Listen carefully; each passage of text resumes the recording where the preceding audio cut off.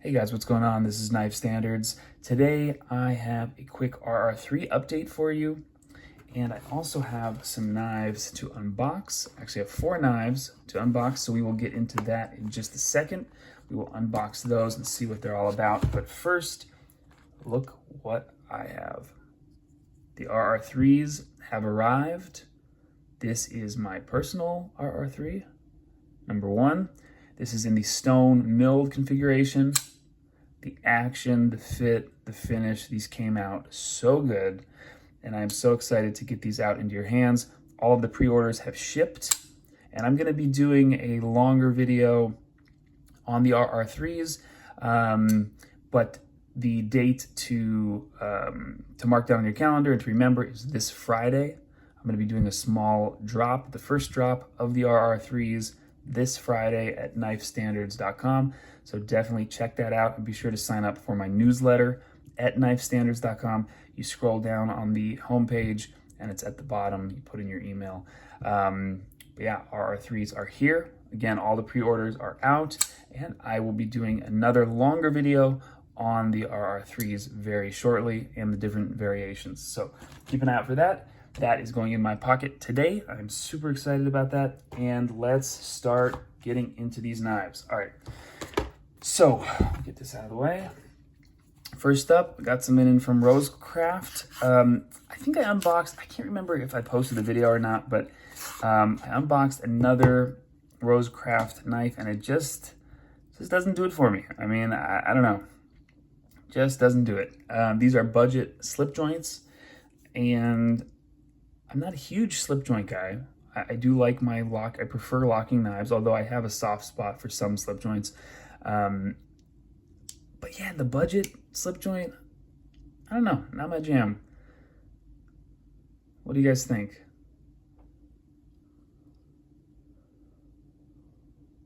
D2 steel. I don't know. I'm not sure what the handle material is. I don't know. I think I would just rather spend more money and I'm sure there are people that will love this for sure. I don't know how much, I don't know what the price point is. Definitely on the budget end. But I would just rather spend more money and have a nicer slip joint. Better materials, better fit and finish. Some of these edges and corners are sharp. I don't know, it's just not for me. I'm sure some people will love this for a budget, kind of like a beater slip joint. Not my jam. All right, moving on. We got something in from Kershaw. Let's check it. This actually looks pretty cool. I don't know what this is. The Heist G10, all right. Nice and light. First impressions, it's cool. It's light. Kind of feels like the FRN, although I can tell that it is G10 up here. I prefer this texture over this kind of stippling. This kind of rough texture is not my jam, but thumb studs look good. Blade stock looks fairly thin. Standoffs. Okay, nice. Machine satin. I think this is made in China. Pretty sure. Yes, made in China. Okay. Oh. All right. The action is okay. It doesn't feel like the most, I'm trying to think of the word. The axis locks or the crossbar locks that I like the most are very responsive. And this just doesn't, you gotta give it a little shake or have it at a certain angle. Doesn't feel like the most responsive axis lock.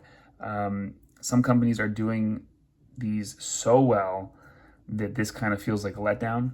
Again, I would assume this is budget oriented, budget, category. I do like that they kept this smooth under the pocket clip so it doesn't tear up your pants, but I also would have preferred this all to be smooth. That's just me, personal preference.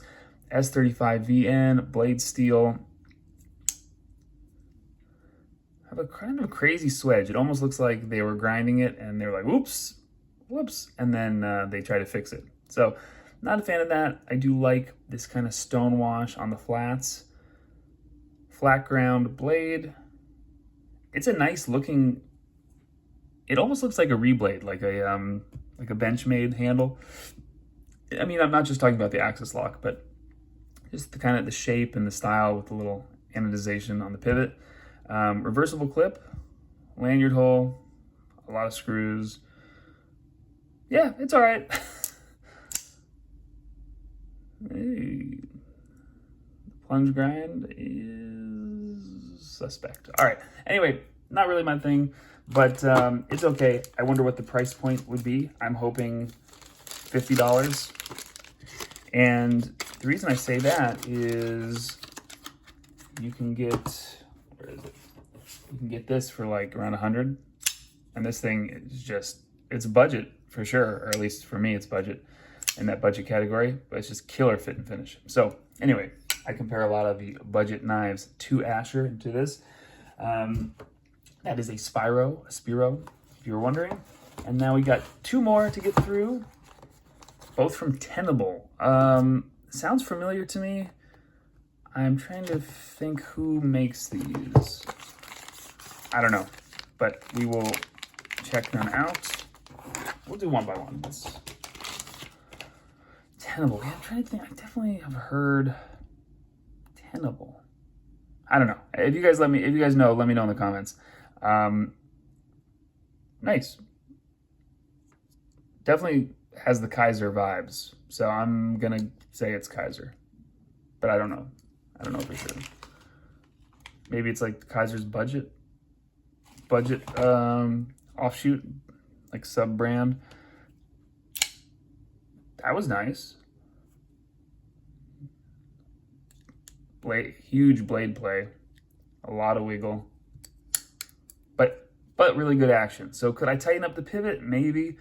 This also looks like a free spinning pivot, so I'm not going to do that right now, but the action is really nice, really satisfying. It is a button lock. I mean, the thing just guillotines, and that's not always the case for button locks. Plunge grind is better on this guy. A little bit of lock stick, but again, I mean, what is this? Ness Street. Karambit Maker is the designer, and 14C28N. So again, budget friendly. Green micarta handle. I think it's a cool design. Pocket clip, not my jam. Let's see how it feels in hand. Actually feels pretty good in hand. There is some sharpness on these liners, but it's not bad. Flat ground blade. I'm gonna call this a Warncliffe. You can hear the kind of the stickiness, kind of crunchy, which doesn't bother me. It's not a big deal to me on button locks, but, and I know these are different categories. I know, but I mean, this is just so smooth and buttery. And of course, it's a different quality of machining, different price points. I get it. But as far as the actual button mechanism, I don't think it should be crunchy. Anyway, this is cool. I like it. Not my jam because of the micarta. I'm not a micarta guy. But I think it is a cool design. And let's move on to the next. Interesting. Okay. Have this little weird cutout. Almost like they were gonna do an inlay on the scale, and they were like, nah, we're good. But flipper only. Got a lot of blades sitting in there. Nice. Okay. Liner lock. Oh, my thumb. My thumb is a little bit raw from QCing all the RR3s, because I personally handle and inspect and touch every single RR3. So my thumb is a little bit raw, but that is a sharp liner. That is not enjoyable at all. There's no jimping, there's no cutout really. I mean, there's a little bit of like a little lip there, but that is tough. Flipper works well. Again, a little sharp on the flipper. Flat ground, stonewash blade. I'm calling this a funky Wharncliffe. Nice little choil. 14C28N. This feels good in hand, but it just seems a little bit awkward to use unless you're kind of choking up. Pinch grip, shout out Tri-State EDC.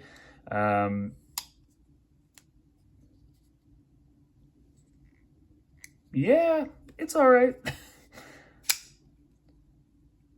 You know, for a knife to, especially in the budget category, for it to kind of call out to me, it has to check certain boxes. Maybe I'll do a video on that.